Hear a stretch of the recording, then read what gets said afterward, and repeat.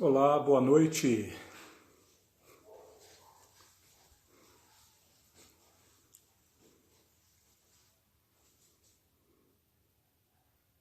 Agora ou daqui a pouquinho?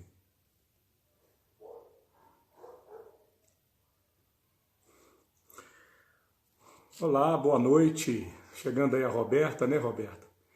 Tô abrindo a live aqui agora e a gente vai dando só um tempinho aqui até todos estarem chegando, né?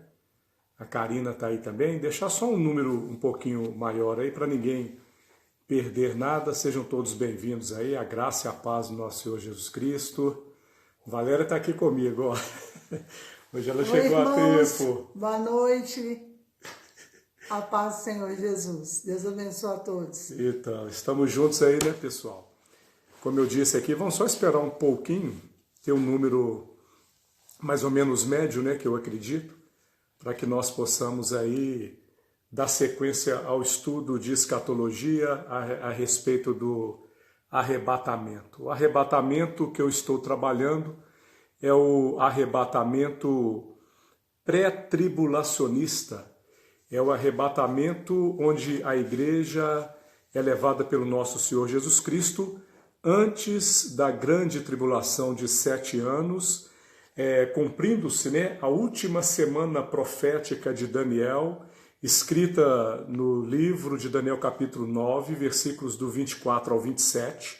A última semana de Daniel é um período de 7 anos.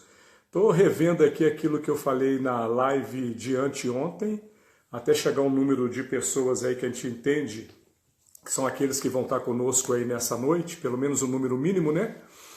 Todos chegando aí, Irenice, ó, abração, Irenice. Ei, fez parte da minha conversão e da Valéria, hein?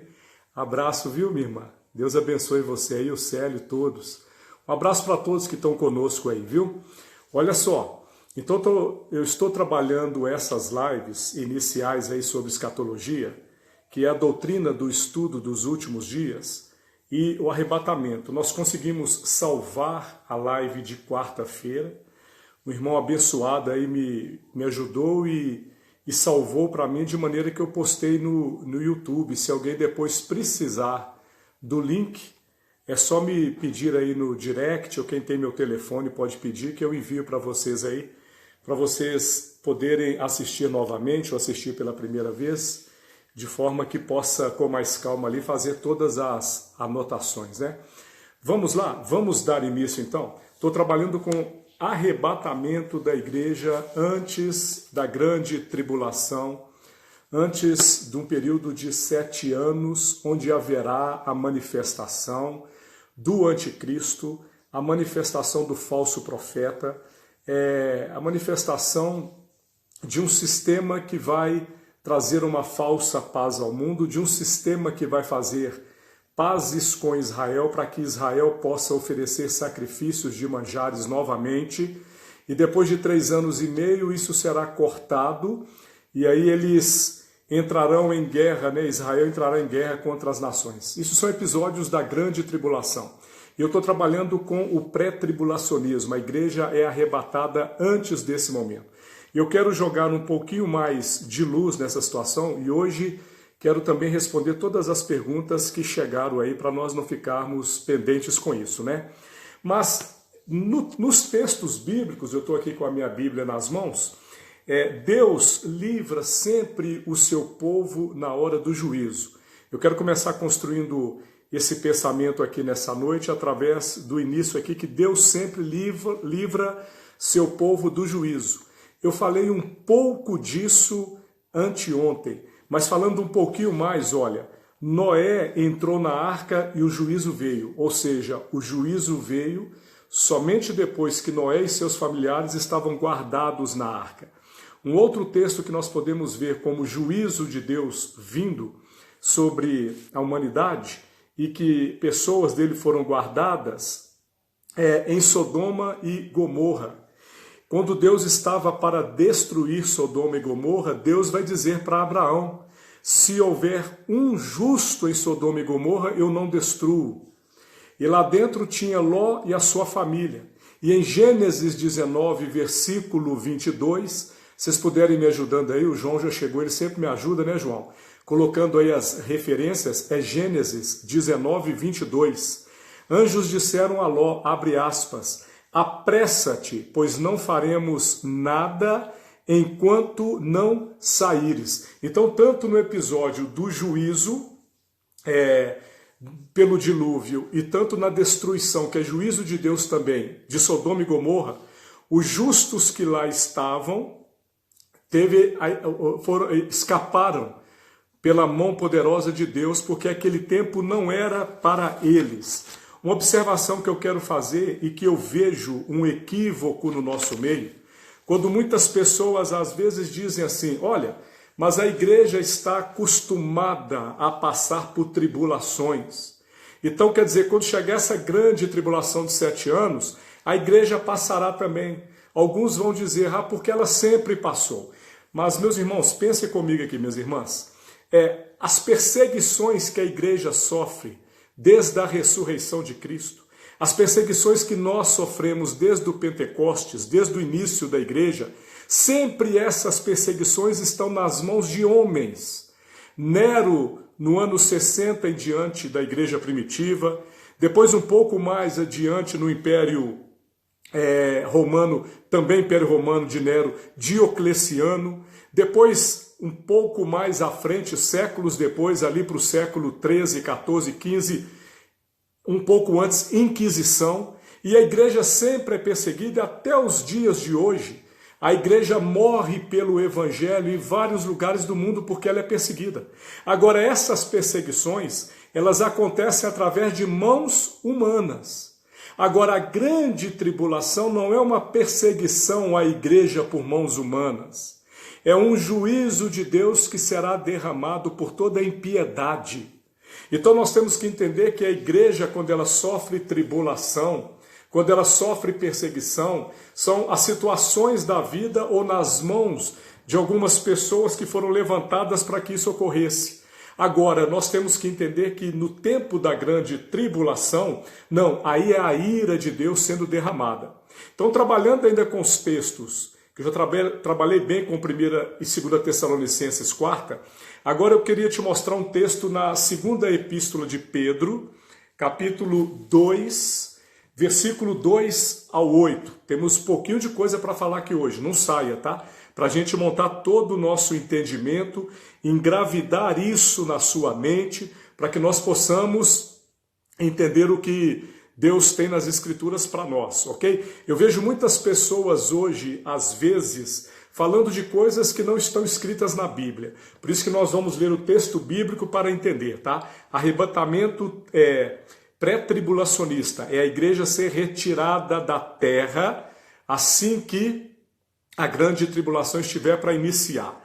Vamos lá. O texto de 2 Pedro, capítulo 2, está escrito assim, redobre a atenção. E muitos seguirão as suas dissoluções. Está falando aqui de heresias e de falsos profetas, tá bom? No versículo 1. Eu vou ler o versículo 1, está escrito assim.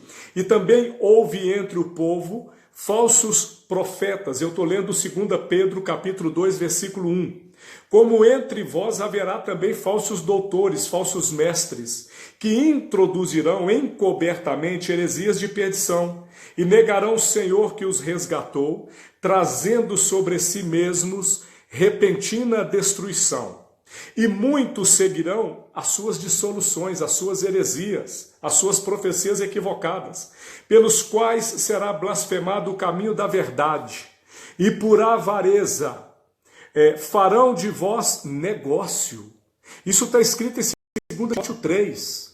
Homens amantes de si mesmo. Em outros textos, nos instrui em Hebreus a cuidar da herança de Deus, não por força e nem por torpe ganância. Esses já são sinais dos falsos profetas, que querem tomar aquela que é a nação de Deus, aquela que é a herança de Deus para si, abraçando, dominando sobre elas. E o texto diz no versículo 3, e por avareza farão de vós negócio com palavras fingidas, sobre os quais já de largo tempo não será tardia a sentença, e a sua perseguição não dormita. Versículo 4, porque se Deus não perdoou aos anjos que pecaram, mas havendo-os lançado no inferno, os entregou às cadeias da escuridão, ficando reservados para o juízo. E não perdoou ao mundo antigo, está falando de juízo, mas guardou a Noé, pregoeiro da justiça, com mais 7 pessoas ao trazer o dilúvio sobre o mundo dos ímpios. Juízo de Deus sobre a impiedade. Isso não é profecia para a igreja. Versículo 6. E condenou a subversão as cidades de Sodoma e Gomorra, reduzindo-as a cinza e pondo-as para exemplo aos que vivessem impiamente. Está citando o exemplo do dilúvio e está citando também a destruição de Sodoma e Gomorra, aonde no versículo 7 ele diz, e livrou o justo Ló, enfadado da vida dissoluta dos homens abomináveis, porque este justo, habitando entre eles, afligia todos os dias a sua alma, pelo que via e ouvia sobre as suas obras injustas. Vou repetir. A Bíblia está trazendo para nós sentimentos de Ló dentro de Sodoma e Gomorra. Por quê? Porque em Sodoma e Gomorra, com 8 anos, a criança já era sodomizada. Ela já entendia e aprendia situações a respeito de sexo de qualquer tipo. E segundo o livro de Levítico, capítulo 18, versículo 22, está escrito: ao homem não é dado deitar com outro homem, porque isso é abominação ao Senhor. Então, as crianças com 8 anos em Sodoma e Gomorra eram sodomizados. Mas olha o pensamento, olha a atitude de Ló, mesmo dentro desse lugar. Porque esse justo Ló, versículo 8, habitando entre eles, afligia todos os dias a sua alma justa. Assim como eu tenho convicção que você que está comigo aqui agora, sabe que a sua alma muitas vezes fica aflita por tudo aquilo que nós temos visto acontecer dentro dos seios familiares, onde há uma ação satânica para que os lares sejam divididos, para que abominações entrem e sejam aceitas por todas as famílias, pelo Brasil e pelo mundo afora. Então, eu estou dando o exemplo aqui de que alguns momentos, quando vem o juízo de Deus, a igreja de Deus, os justos de Deus são guardados. Por isso que a grande tribulação não é mais uma perseguição de Nero. A grande tribulação não é mais uma perseguição de Trajano, ou de Diocleciano, ou de Adriano, ou de General Tito. Não, não é inquisição, não é. A grande tribulação é o juízo de Deus. Agora eu quero passar para um outro texto aqui para nós. Só dar uma informação. Quando nós lemos o Apocalipse no capítulo 1, no versículo 17, ele vai dizer para nós que o Apocalipse vai narrar fatos passados, fatos da era presente do tempo de João e fatos futuros. O Apocalipse, então, ele mostra todos esses 3 momentos, todas essas 3 eras, a revelação de todos os tempos para nós. Eu estou abrindo o texto aqui, deixa eu procurar. Aleluia, glória a Deus.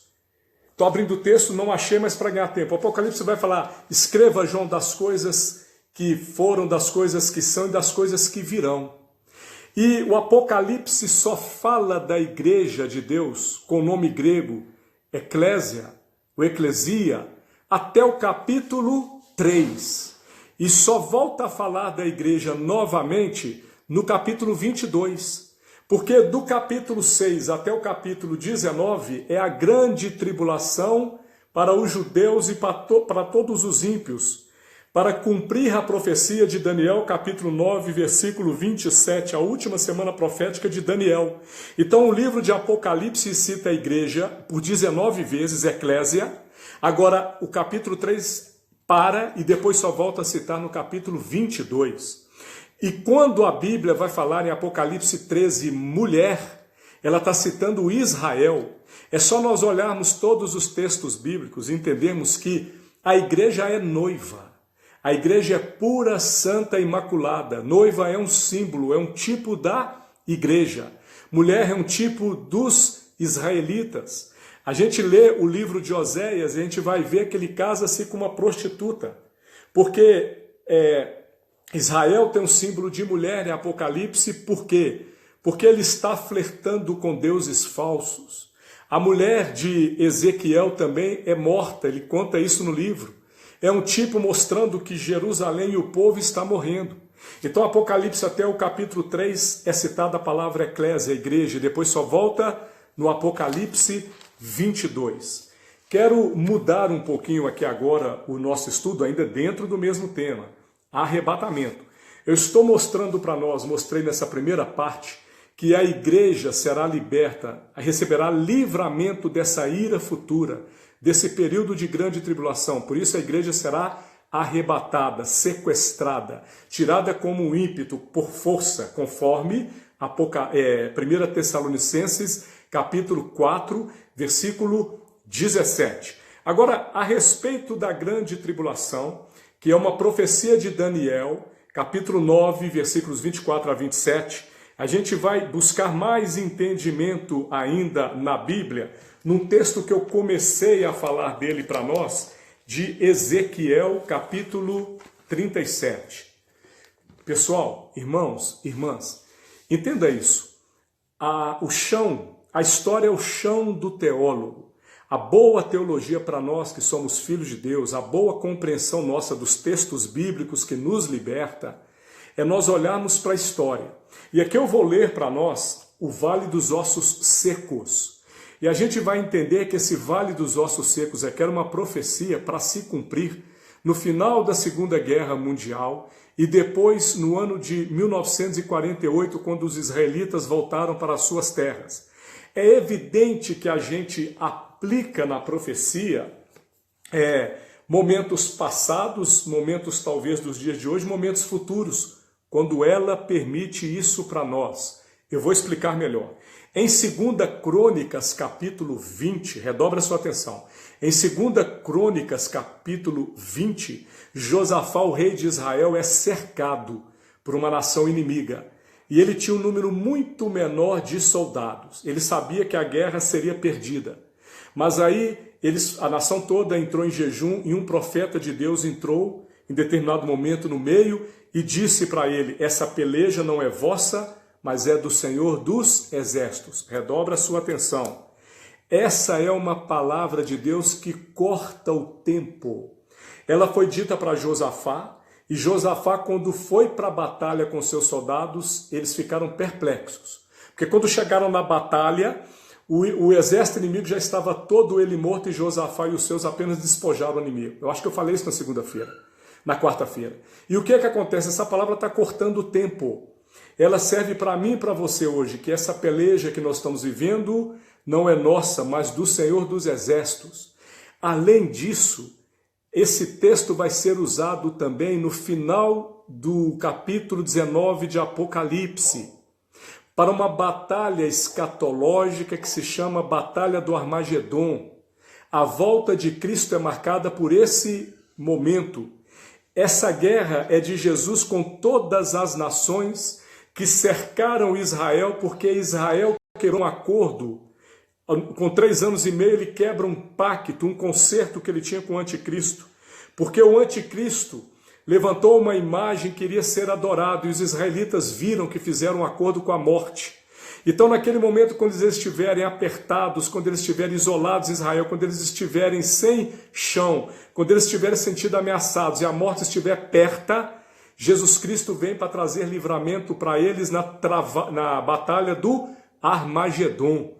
Essa batalha do Armagedon, então, vai se cumprir essa palavra. Essa peleja não é vossa, mas é do Senhor dos Exércitos. Estou pedindo para eu ter calma. Vamos ver se a gente salva para colocar no YouTube lá para vocês estarem vendo tudo, tá? Mas olha só, eventos escatológicos cronológicos. Primeiro, o arrebatamento da igreja. Depois, grande tribulação. E a grande tribulação, quando acabar o final de 7 anos, é a batalha do Armagedon, narrada em Apocalipse 19. E quando esse momento acontecer, essa palavra vai se cumprir novamente. Essa peleja não é vossa, mas é do Senhor dos Exércitos. Como eu disse na quarta, para mim, a volta de Israel para a sua terra é, para mim, o maior dos últimos sinais da volta de Cristo. E aí, eu estou mais calmo aqui agora, estou indo mais devagar, tá? Fica comigo aí. Ezequiel 37, o Vale dos Ossos Secos, nós podemos aplicar para o momento em que Israel voltou do cativeiro babilônico. Que Ezequiel é um livro escrito dentro do cativeiro. E ele escreve isso trazendo essa esperança. Mas eu queria que você agora entendesse. Eu vou salvar a live, com certeza. Ah, Jesus. Tá bom, vou mais devagar então, ok? Vamos lá, a partir de agora eu vou mais devagar. Quem achou que foi muito rápido, depois na live salva ou no YouTube, vocês vêm junto aí, tá bom? Então olha só, o que eu estou construindo aqui agora, eu construí na primeira parte aí, que o povo de Deus sempre foi preservado no momento do juízo. E agora eu estou ensinando a respeito dos sinais da vinda de Cristo, que é Israel voltar para a sua terra, e que o Vale dos Ossos Secos de Ezequiel 37 tem a ver com a Segunda Guerra Mundial e a ver com o Estado de Israel que nasceu novamente no ano de 1948, tá bom? Eu vou ler alguns versículos mais importantes aqui e você venha comigo com esse entendimento. Olha só, versículo 1, vem comigo. Entra para dentro do texto, olha isso aqui, ó. Veio sobre mim a mão do Senhor e o Senhor me levou em espírito e me pôs no meio de um vale que estava cheio de ossos e me fez andar ao redor deles. E eis que eram muito numerosos sobre a face do vale e estavam sequíssimos. Pico de profecia é eu usar o texto de 2 Crônicas 20, que a peleja não era de Josafá, a peleja não é minha hoje e a peleja não será dos judeus no fim da grande tribulação, na batalha do Armagedon. Então, pico de profecia nesse texto aqui, ele foi para os judeus saírem do cativeiro, mas também foi para os judeus no século passado, em 1945 e em 1948. Olha só. Está escrito assim, versículo 2, eu vou repetir. Me fez andar ao redor deles, e eis que eram muito numerosos sobre a face do vale, estavam sequíssimos. Nós sabemos que o nazismo perseguiu os judeus e matou aproximadamente 6 milhões de judeus. Eu estou usando a versão corrigida, tá? Revista corrigida. Matou 6 milhões de judeus. E aí ele está dizendo que eram muito numerosos sobre a face do vale e estavam sequíssimos. Continua aqui.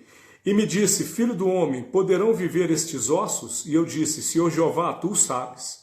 Então me disse, profetiza sobre esses ossos. E dize-lhes, ossos secos, ouvi a palavra do Senhor. Assim diz o Senhor Jeová a estes ossos, eis que farei entrar em vós o Espírito e vivereis. Para que no versículo 5 eu vou continuar no 6. Veja só.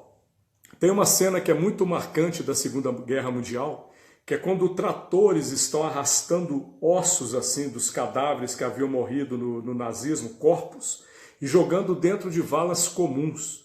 E o versículo 6 diz assim, e porei nervos sobre vós, e farei crescer carne sobre vós, e sobre vós estenderei pele, e porei em vós o espírito, e vivereis, e sabereis que eu sou o Senhor. O texto está dizendo que ele ressuscitou aqueles que morreram na Segunda Guerra Mundial? Não. Ele está dizendo que depois daquele momento, talvez o mundo estava olhando para os israelitas, para os judeus, e estavam pensando, acabou essa nação a partir de agora. Mas em 1948, 3 anos depois desse momento, o Estado de Israel foi instalado pela ONU. E 500 mil judeus chegaram naquelas terras no primeiro dia, pensando que a nação estava morta, pensando que era um vale de ossos secos. Por isso que nesse entendimento agora eu leio o versículo 7. Então profetizei como se me deu ordem, e houve um ruído enquanto eu profetizava. E eis que se fez um reboliço, e os ossos se juntaram, cada osso a seu osso, e olhei, e eis que vieram nervos sobre eles, e cresceu a carne, estendeu-se a pele sobre eles por cima, mas não havia neles espírito. E ele me disse, profetiza ao espírito, profetiza ao filho do homem, e dize ao espírito, assim diz o Senhor Jeová, Vem dos quatro ventos, ó Espírito, e assopra sobre esses mortos para que vivam. E profetizei como ele me deu ordem. Então o Espírito entrou neles, e viveram e se puseram em pé, um exército grande em extremo. Volta aqui comigo, por favor. Veja o versículo 8 que está escrito. Redobra a sua atenção e vejamos todas as vírgulas. Olha isso aqui, ó. E olhei, e eis que vieram nervos sobre eles, e cresceu a carne, e estendeu-se a eles sobre eles por cima, mas não havia neles espírito. Olha isso. Eles se levantaram como nação em 1948, não é ressurreição de quem morreu na Segunda Guerra Mundial, mas é a ressurreição de uma nação, para entrar na sua terra, que eles estavam dispersos pelo mundo todo, desde a destruição do templo no ano 70 depois de Cristo. Mas eles estavam sem espírito. Só que o versículo 10 diz, e profetizei como ele me deu ordem. Então o Espírito entrou neles. Isso aqui é futuro, meus irmãos. Esse versículo 10 aqui é futuro. Esse Espírito será soprado neles na grande tribulação, nos 144 mil selados por Deus, 12 mil de cada das 12 tribos de Israel.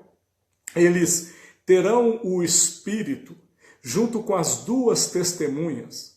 Os 144 mil nós lemos em Apocalipse 7.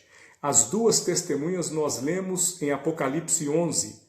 São judeus que terão o Espírito de Deus, porque o versículo 10 ainda não se cumpriu. Ó. E profetizei como ele me deu ordem. Então o Espírito entrou neles e viveram e se puseram em pé, e um exército grande em extremo. Versículo 11. Então me disse, filho do homem, estes ossos são toda a casa de Israel. Eis que dizem, os nossos ossos se secaram e pereceu a nossa esperança, nós estamos cortados. Depois da Segunda Guerra Mundial é um entendimento de que talvez a nação tivesse virado um vale de ossos secos. Mas Deus estava mantendo esse povo como um sinal, em 1948, aparecendo, cumprindo-se a profecia que está nos livros de Isaías, capítulo 66, versículo 8, Daniel, capítulo 9, e no versículo 12 está escrito, de Ezequiel 37, portanto, profetiza e dize-lhes, assim diz o Senhor Jeová, eis que eu abrirei as vossas sepulturas, e vos farei sair das vossas sepulturas, ó povo meu, e vos trarei a terra de Israel. Isso aqui, como eu disse, logo depois do exílio babilônico, se cumpriu em Zorobabel, em Esdras e em Neemias. Mas desde lá eles estão dominados por algum povo. Pela Babilônia, depois pela Pérsia, depois pela Grécia, depois por Roma. E no versículo 21, desce um pouco mais. Diz-lhe, pois, assim diz o Senhor Jeová, eis que eu tomarei os filhos de Israel de entre as nações para onde eles foram, e os congregarei de todas as partes, e os levarei à sua terra. Entenda isso. A palavra de Ezequiel aqui, ela trabalha com toda a história de Israel. Eles estavam como vale de ossos secos, mas Deus os levantou como nação, em 1948. Mas na grande tribulação será um momento para Deus trazer o entendimento para eles que Jesus é o Messias esperado. Em João capítulo 1, versículo 11, João capítulo 1, versículo 11 está escrito que ele veio para os seus, mas os seus não o receberam. E aí todos nós, todos aqueles que creem, foi dado o poder de serem chamados filhos de Deus. O tempo foi para os judeus, eles rejeitaram. Abriu-se o tempo para os gentios, que é todo aquele que não é judeu. E da conversão dos judeus e dos gentios nasce a igreja. Mas Deus ainda vai tratar com os judeus dentro da grande tribulação. Com a igreja, ele trata agora desde a ressurreição de Cristo até chegar o momento do arrebatamento. Ok? Então, o versículo que ele diz aqui, 21, ele vai congregar de todas as nações. Vai trazê-los, e isso já aconteceu em 1948. Eu já estou respondendo para nós aí perguntas que o pessoal tem me feito. Haverá salvação na grande tribulação? Sim, haverá. mas apenas para corroborar com o texto de Ezequiel 37, para mostrar para nós um pouquinho mais aí de que essa grande tribulação, que não é a perseguição que a igreja sofre, que não são as tribulações que nós sofremos nas mãos de homens, mas a grande tribulação é a ira do Cordeiro, eu gostaria que nós lêssemos Joel capítulo 2, a partir do versículo 28. Joel capítulo 2, versículo 28. Daqui a pouquinho eu vou tocar na salvação para nós dentro da grande tribulação, tá bom? Joel capítulo 2, versículo 28 está escrito assim: E há de ser que depois derramarei o meu espírito sobre toda a terra, e vossos filhos e vossas filhas profetizarão, os vossos velhos terão sonhos, os vossos jovens terão visões, e também sobre os servos e sobre as servas naqueles dias derramarei o meu espírito, e mostrarei prodígios no céu e na terra, sangue, fogo e colunas de fumaça. Atenção para os picos de profecia. O apóstolo Pedro, em Atos 2,16, toma a palavra e diz: Assim é o que foi dito pelo profeta Joel, que nos últimos dias o Espírito seria derramado sobre toda a carne, e ele usa esse texto. Ou seja, na pregação de Pedro em Atos 2,16, inaugurou essa profecia. Nós chamamos de profecia inaugurada. Existe profecia que é cumprida. A semente da mulher ferirá a cabeça de Satanás. Já se cumpriu em Jesus. Existe profecia inaugurada. Ela está em curso. Essa aqui é uma delas. A cada novo nascimento, a cada pessoa que se sujeita ao governo de Cristo, ela recebe o derramar, o selo do Espírito Santo sobre ela. Agora, a continuidade do texto vai mostrar para nós que esse derramar do Espírito Santo também ocorrerá para os judeus no período da grande tribulação, ao qual nós sabemos, e já disse aqui, que os 144 mil selados e as duas testemunhas terão o derramar desse Espírito Santo sobre a vida deles. Versículo 30. E mostrarei prodígios no céu e na terra, sangue e fogo e colunas de fumaça. Repare o versículo 31. Profeta Joel já está trabalhando com o fim dos tempos. A profecia dele já está caminhando para o fim. E diz assim, o sol se converterá em trevas, a lua em sangue. Essas profecias estão no sermão escatológico de Jesus, de Mateus 24, de Lucas 21 e de Marcos também, que são evangelhos sinóticos, que olham por uma mesma visão. Mateus 24, Lucas 21. O sol se converterá em trevas, é naquele momento, a lua em sangue, antes que venha o grande e terrível dia do Senhor.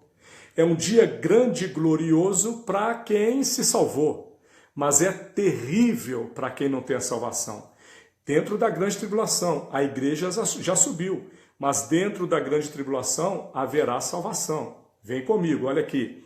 Versículo 32. E há de ser que todo aquele que invocar o nome do Senhor será salvo, porque no monte Sião e em Jerusalém haverá livramento, assim como o Senhor tem dito, e nos restantes que o Senhor chamar. Eu estou chegando a um ponto aqui que é uma chave de compreensão, meus irmãos, e engravidando isso na sua mente, vai te trazer libertação, cura, força para passar tudo aquilo que às vezes a situação da vida nos mostra, tá bem? Então o versículo 32 está dizendo o quê? Quem invocar o nome do Senhor será salvo. Os dias de hoje, meu irmão, nós somos salvos pela graça, só de crer em Jesus Cristo, de graça, pela fé. Esse texto aqui é posterior ao sol se converter em trevas e a lua em sangue. E aqui no capítulo 3, versículo 1, redobra sua atenção, a Bíblia foi dividida em capítulos e versículos no decorrer da história. Capítulos entraram no século XII, versículos no século XVI. O interessante é nós lermos a palavra de Deus de modo corrente. Aí o capítulo 3 Ele não está encerrando o 2, ele está dando continuidade, versículo 1. Portanto, eis que naqueles dias que Joel falou, e naquele tempo em que removerei o cativeiro de Judá e de Jerusalém, congregarei todas as nações e as farei descer ao vale de Josafá, e ali com elas entrarei em juízo por causa do meu povo e da minha herança, Israel, a quem eles espalharam entre as nações, repartindo a minha terra. O que eu li até agora, Joel 2:28, até Joel 3:2, o Espírito do Senhor será derramado. Começou em Pentecostes, mas ele ainda continuará a ser derramado dentro da grande tribulação, porque quem invocar o nome do Senhor é após os sinais do fim dos tempos. E no 2, ele fecha dizendo, olha, e eu congregarei todas as nações ao vale de Josafá. Redobra a sua atenção. Acabei de citar 2 Crônicas 20. A guerra que Deus venceu por Josafá e seu povo no vale de Josafá. E aqui, ó, sinônimo de vale de Josafá, vale do Armagedon. Vale do Armagedon, vale de Jezreel, vale de Josafá, é tudo o mesmo local. Estão lá em Israel. Vale do Armagedon, Jezreel e Josafá. E ele está dizendo no 3, congregarei todas as nações e as farei descer ao vale de Josafá. E ali com elas entrarei em juízo por causa do meu povo e da minha herança, Israel, a quem eles espalharam entre as nações, repartindo a minha terra. Deus está dizendo aqui que ele vai congregar essas pessoas no Armagedon, para a batalha que Cristo vencerá para os judeus. Está sendo entendido isso? Vou beber água para poder você estar anotando aí tudo que eu estou falando. Eu melhorei, né? Agora eu estou indo mais devagar aí. A Valéria está aqui comigo e ela falou que eu ainda posso ir mais devagar um pouquinho ainda. Então vamos lá. Olha a chave que nós vamos receber da palavra de Deus aqui agora. Com o entendimento daquilo que eu já trouxe até agora, olha como faz sentido o capítulo 20 e versículo 4 do Apocalipse. Olha o que está escrito aqui. Veja só isso. Haverá salvação na grande tribulação? Sim. De que forma? Da mesma forma, fé, graça, sangue de Jesus e o Espírito Santo. Aí alguns dizem assim, mas a igreja é arrebatada e o Espírito é tirado da terra. Meus irmãos, se o Espírito é tirado da terra e a gente vai reduzir a Deus a um ser criado. Então quer dizer que ele saiu e não está aqui mais com a sua onipresença, com a sua onisciência? Claro que sim. Ele vai salvar da mesma forma que salvava no tempo veterotestamentária. O Antigo Testamento era salvo como? Ou a salvação só inicia em Cristo, liga um botãozinho e agora a graça só acontece em Cristo. A graça, meus irmãos, é desde sempre. A graça acontece desde quando o Cordeiro foi imolado. O Cordeiro foi imolado antes da criação dos tempos, isso é graça. Quando Adão peca, se vê pecador, ele vai cozer para ele roupa feita com folhas de figueira. Deus vê que aquilo não é suficiente, tira, e agora sacrifica um animal, tira a pele dele e coloca sobre Adão. Isso é um tipo de Cristo. É mostrando que haverá o sacrifício de um inocente, para que nós sejamos revestidos por ele, porque ele morreu no nosso lugar. A graça, então, sempre aconteceu. Agora, assim como no Antigo Testamento, será a salvação. Sempre foi por ação do Espírito Santo. Sempre foi por fé, por graça. Mas repare um detalhe. Aqui é que vai dar a chave para nós. Capítulo 20 de Apocalipse é um capítulo após a grande tribulação e após a batalha do Armagedon. Já é a volta de Cristo. E no capítulo 4 está escrito. Capítulo 20, versículo 4, está escrito. E vi tronos, e assentaram-se sobre eles aqueles a quem foi dado o poder de julgar. E vi as almas daqueles que foram degolados pelo testemunho de Jesus e pela palavra de Deus, e que não adoraram a besta nem a sua imagem, e não receberam o sinal na testa nem na mão, e viveram e reinaram com Cristo durante 1000 anos.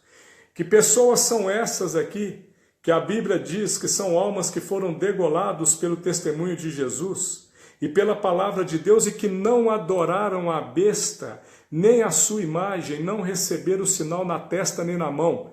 São pessoas que estavam dentro da grande tribulação. Atente-se. Dentro da grande tribulação é pela fé, é por Jesus, é pelo Espírito e pela graça. Mas eles não poderão recuar na sua fé. Tanto as nações que ali estiverem, e tanto os judeus, que pelo testemunho dos 144.000 selados, pelo testemunho das 2 testemunhas, pelo testemunho daqueles que glorificarem ao Senhor, porque o Apocalipse diz que há salvação até o capítulo 11, nos 3 primeiros anos e meio da grande tribulação. Os últimos 3 anos e meio, a partir do capítulo 12, não se fala mais de salvação. Só vai dizer que os homens estão blasfemando. Mas tem pessoas que foram salvas, mas salvas por quê? Porque pelo testemunho, pela fé, não aceitaram a marca da besta. Ah, mas isso é difícil, hein, Aldo, de passar? Hoje, nos dias atuais, tem cristãos, meus irmãos, morrendo para defender a palavra de Deus em volta do mundo todo. Aconteceu isso também nos mártires da igreja primitiva dos primeiros séculos. Isso já ocorreu. Agora, eu quero te trazer um entendimento aqui. Olha isso, preste atenção. Imagina nós como igreja dentro da grande tribulação. O texto aqui está falando que só estão com Cristo após a grande tribulação aqueles que não adoraram a besta nem a sua imagem, e não receberam o sinal na testa nem na mão, e viveram e reinaram com Cristo durante 1000 anos. Então quer dizer que nós estamos hoje na era da graça, na dispensação da graça, aonde a salvação vem.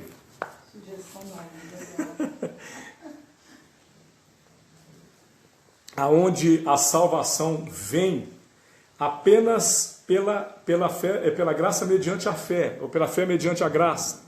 Agora imagina, eu estou salvo pela fé mediante a graça. É favor imerecido, não vem de nós. Agora eu entro na grande tribulação, e dentro da grande tribulação eu não posso adorar a besta, nem ter uma marca, que se eu fizer isso eu perdi a minha salvação, que a Bíblia me diz que é de graça.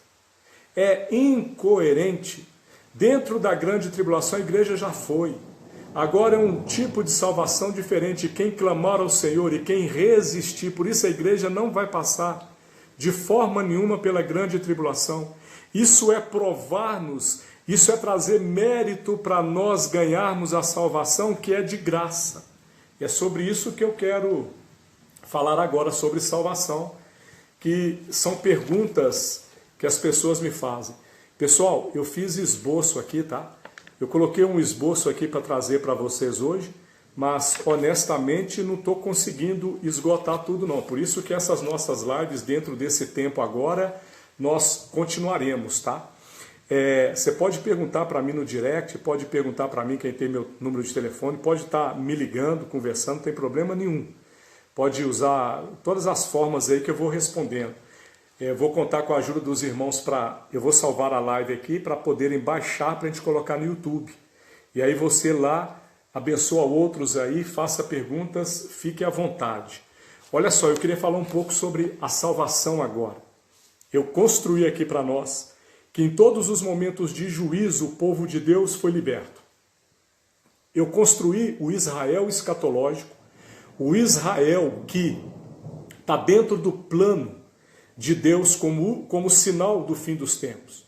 Que a grande tribulação é a profecia de Daniel sendo cumprida, 9:27, uma última semana e semana de anos. É só ler o texto que ela dá fatos históricos para nós lá. Agora, veja só, passei um pouquinho adiante e mostrei como será a salvação dentro da grande tribulação veterotestamentária.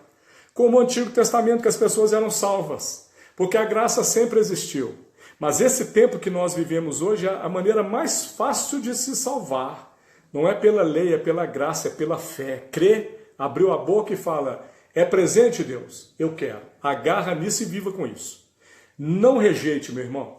Eu quero trabalhar sobre isso, olha só. Salvação não é angústia existencial. Eu vejo algumas pessoas tentando se justificar o tempo todo e perguntando para si mesmas o tempo todo: será que eu estou salvo? Eu sou salvo? Irmãos, irmãs, salvação é modo de viver curado.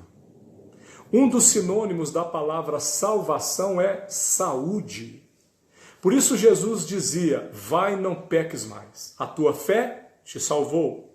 Vá e não peques mais, a tua fé te curou. Por isso o apóstolo Pedro vai dizer para nós desenvolvermos a nossa salvação. Porque a pessoa que ouve e crê, ela é salva, tem o seu nome escrito no livro da vida eterna, mas daí em diante, ela começa a experimentar tudo aquilo que a salvação dá para ela, cura. Em todos os aspectos emocionais, psicológicos, meus irmãos, físicos, porque ela abandona atos que faziam com que o corpo dela se deteriorasse. Salvação é um estilo de vida, não é um ato só imediato. É algo para nós vivermos. Nós não podemos bater no peito e dizer: eu estou salvo, pronto, acabou. Porque de Deus não se zomba. O que o homem planta, ele colhe. Por isso nós temos que entender que nós estamos em processo de santificação. Aquele que rouba não rouba mais, aquele que mente não mente mais. Agora nós também não podemos brincar de perder a salvação o tempo todo. Nem bater no peito falando: ah não, e nem brincar. A gente tem que vigiar e sermos imitadores de Cristo. A palavra vai dizer que nós somos salvos quando nós lemos as 13 epístolas de Paulo. Ele vai trabalhar com isso o tempo todo. Nós somos, nós estamos e nós seremos. Na cruz, nós fomos salvos. Já está consumado. Meus irmãos e irmãs, e é de graça. É assim, ele chegou e falou: você crê? Creio. Então você está salvo. Você já confessou e creu no coração que ele morreu no seu lugar. Não existe barganha, não existe nada que você possa fazer. Nada. Ele te entrega e você só tem que dizer: eu quero. E você desenvolve a salvação para que a sua alma receba cura. O detalhe é que nem muitas pessoas ainda entenderam que são salvas e não tomaram posse disso. Elas estão dentro das igrejas, se reúnem conosco, às vezes assistem às nossas lives, às vezes assistem aos cultos, mas o Jesus está da cara para fora. Elas não entenderam, elas estão tentando se justificar o tempo todo. Elas não deixam de ir num culto, por exemplo. Tem parentes dela que chegam na casa dela no domingo, perto da hora do culto. Ela começa a mandar aquelas pessoas embora, porque afinal de contas ela tem que ir para o culto, talvez embutido nela, que se ela não for, ela pode pensar que perde essa salvação. Aí eu não participei de 2 ceias já, se Jesus voltar hoje eu não sou salvo. Não é dessa forma, nós estamos desenvolvendo a salvação. Está consumada, e quando isso entra, eu entendo que é graça e passo a viver pela graça. Vai entendendo? Enquanto eu fico discutindo se eu sou salvo ou não, eu não conheço verdadeiramente o amor de Deus. Nós somos salvos porque está consumado, Ele trocou de lugar conosco. Ele cancelou a dívida que tinha conosco, nós não somos mais culpados e somos santos. E aí o texto continua, nós estamos nas epístolas de Paulo, nós estamos desenvolvendo, nós estamos maturando, estamos crescendo. A tua fé te curou, a fé nos cura, a salvação nos cura. É um estilo de vida. A graça é recebida quando eu sei que preciso e não tenho nada para dar. Agora, se eu estiver em barganha com Deus, a partir do momento que eu tenho ministérios, a partir do momento que eu devolvo dízimo, a partir do momento que eu dou oferta, a partir do momento que eu participo de todos os cultos, a partir do momento que eu para ser salvo, a gente está barganhando. Essas atitudes que eu faço é para que dentro de mim seja construído o caráter de Cristo, eu experimente a saúde pela salvação. Para que as minhas dificuldades psicológicas, as minhas dificuldades emocionais, as minhas dificuldades quanto a cuidar do meu corpo, tudo isso vai saindo e vai entrando alegria, vida e paz. Porque a salvação nos cura. Então, a graça, quando é recebida, quando eu sei que preciso, mas não tenho nada para dar, eu aceito e passo a ter um estilo de vida agora que vai fazer com que eu de fato viva o Evangelho. Algumas pessoas não conseguem amar o próximo, elas não conseguem amar o próximo, elas vivem angustiadas, elas vivem espírito de comiseração, autopiedade, como se fosse Mefibosete, um cão morto como eu, sendo que Davi está chamando Mefibosete para se assentar na mesa do rei, porque se agora é filho, se agora é herdeiro, mas ele está com a síndrome de Mefibosete, dizendo, um cão morto como eu. Você já é filho, você já tem o seu nome escrito no livro da vida eterna, mas você está tentando ver coisas externas e coisas em você que falsamente, equivocadamente, satanicamente vão dizer que você não é filho de Deus, mas você é. E aí enquanto alguém discute e luta pela essa salvação através de barganha, ele não cresce, porque ele fica escravo do medo, ele fica escravo da religião, ele fica escravo da culpa, escravo do mérito. Mas Deus diz, é de graça. Eu não estou nem discutindo aqui se a salvação perde ou não estou falando disso. Estou falando que quando você entendeu e falou, Deus é assim, é favor imerecido, é um presente, meu irmão. E se é presente, eu não rejeito. Me deram o presente, eu abro, seja o que for. É presente, maravilha. Agora um presente de Deus, que é a vida eterna, que eu vou viver coisas que os meus olhos não viram, meus ouvidos não ouviram, nem penetrou no meu coração aquilo que Deus tem para mim, que eu vou viver eternamente com todos aqueles que passaram pela minha vida e que eu amo de paixão e quero rever. Eu vou dispensar isso e vou colocar um preço nisso que é de graça, que eu não tenho condições de fazer. É preciso o homem quebrar abaixo a autoestima. É preciso o homem quebrar a soberba, a presunção, a jactância. Ele tem que olhar para Deus e entender que esse espírito de comiseração, de autopiedade tem que sair da vida dele. E ele tem que entender que ele não precisa discutir salvação. Ele precisa agora santificar-se. Fugir daquilo que é profano, fugir daquilo que é mal. Para quê? Para que ele viva saúde aqui na terra em Deus. Porque só depois que ele entender isso, ele consegue amar as pessoas. Só depois disso ele se ama. Só depois disso ele vive a abundância de Deus, dessa paz dele que excede todo entendimento. A religião, meus irmãos, muitas vezes é perita em oferecer sacrifícios para os homens. A religião apresenta ritos, às vezes, para jogar na cara das pessoas que elas não são dignas. Mas não existe um justo sequer. Eu ouvi uma pregação um tempo atrás que alguém disse, olha, eu estou realizando o culto aqui, mas tem gente agora que está no estádio de futebol, e se Jesus voltar agora, você fica para trás. Isso é ridículo. Isso é patético, isso é antibíblico, isso é a doutrina da dominação, isso é a doutrina do medo e da culpa. E eu repito, a religião é perita nisso. Salvação não tem nada a ver com você, é Deus quem criou, por isso não pode ser destruída. O que Deus cria não se perde. Então, se você encontrou essa salvação, você vai agora perseverar para ter saúde. Porque quem encontra com Cristo jamais o abandona. É grato, é graça, é dom de Deus. Por isso eu te digo hoje, levanta e anda. Para de ficar perguntando se vai ter inferno. Sabe o que eu penso? Quem se preocupa demais em inferno, se está indo para o inferno, se alguém está indo para o inferno, pessoas que ficam mandando pessoas para o inferno, pode falar, já é meio caminho para essa pessoa estar no inferno.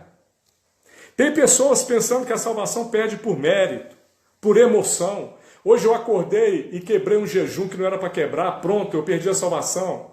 Hoje eu não consegui orar, já estou sem orar tem uma semana, pronto, perdi a salvação. Você está perdendo uma saúde de vida que só o Espírito dá.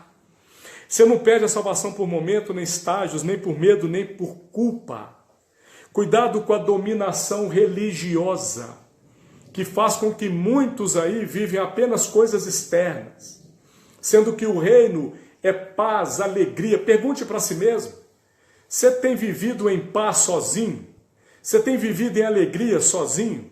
Você tem amado ao outro? Se está faltando essas dificuldades é porque você não tem certeza da salvação. Porque a certeza da salvação nos coloca no lugar mais alto, que a gente entende que tudo isso aqui é passageiro. que eu aqui sou peregrino, que eu tenho que juntar tesouros no céu. Não brinque de perder a salvação todo dia, mas também não seja muito exigente com você com algo que Deus já te deu. Irmãos e irmãs, eu vejo muitas pessoas discutindo isso o tempo todo nos nossos dias. E não é dessa forma, não é assim. Fica em paz, você está salvo. E não fica mandando ninguém para o inferno. Preocupe-se você com você mesmo. Apenas pregue e ama e deixe o Espírito convencer, o Filho salvar e o Pai julgar. Apenas ame, seja a sua vida para o próximo.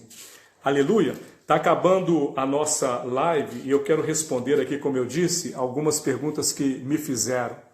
Então eu vou começar, antes de abrir a que vocês me fizeram aí, vamos ver se vai dar tempo. Eu vou responder bem rapidinho aqui, ó. Me perguntaram... a respeito do sinal da besta, Mateus. Ah, sim, mas essa aí daqui a pouquinho eu falo. Deixa eu responder a de quarta-feira passada. Olha só, o Covid-19 é para a manifestação do anticristo? Sim. Desde quando Jesus subiu aos céus, todos os sinais vão acontecendo num espiral de acontecimentos das mesmas coisas, só que numa intensidade bem maior. De 80 para cá já foram várias pragas, vai só intensificando. Ele é mais um sinal. O anticristo pode se manifestar a qualquer momento? Sim. Pode haver outras pandemias? Sim, também. É como ensinou e eu aprendi Napoleão Falcão, da Assembleia de Deus. A Bíblia, quando não fala, eu não tenho voz. O que ela deu é para nós trabalharmos em cima do que ela falou. Sobre aquilo que ela não falou, nós ficamos quietinhos. A pergunta é que estamos no fim? Sim. É um espiral em crescimento das mesmas coisas. Está chegando. Jesus está às portas. Pode voltar nesse ano, pode voltar nessa década. Pode voltar em menos de 20 anos. Nós temos que estar preparados. Terceira pergunta. Muitos dizem que Jesus tirará uma igreja de dentro da igreja. Não. A igreja de Cristo, entenda, ela é invisível. Ela não tem paredes. Ela pode estar dentro de todas as denominações e também até fora das denominações, porque salvação é em Cristo. Não é as paredes que salvam, é Cristo que salva. Está compreendendo isso? Então, a pergunta é, vai subir todo aquele que se sujeitou ao governo de Cristo, todo aquele que se arrependeu dos seus pecados, todo aquele que aceitou essa salvação de graça.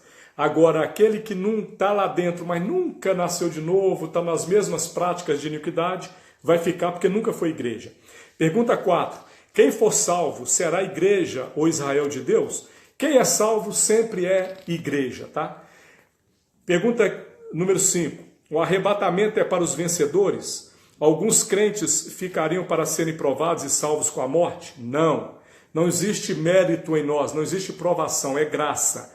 O arrebatamento é para o vencedor? O texto vai usar vencedores para todos aqueles que sujeitaram a Cristo. Somos vencedores pela vitória de Cristo, não vem de nós, é dom de Deus. Tá bom? Não aplique vencedor aqui como mérito. Não tem nada que nós possamos fazer. Versículo 6, apenas crê. Creia hoje. E se você está em casa e quer ser batizado, eu amei a palavra e quero ser batizado e confessar para Deus. Confesse para Deus. Deus, eu sou do Senhor, pela boca. E se você quer ser, o momento que você confessou, você está salvo. Agora, se você ainda quiser ser batizado, batize-se em casa. Encha aí algum local que dá para você mergulhar a tua cabeça. Veja alguém aí que possa fazer isso, senão você mesmo já se transforma em sacerdote sem burocracia.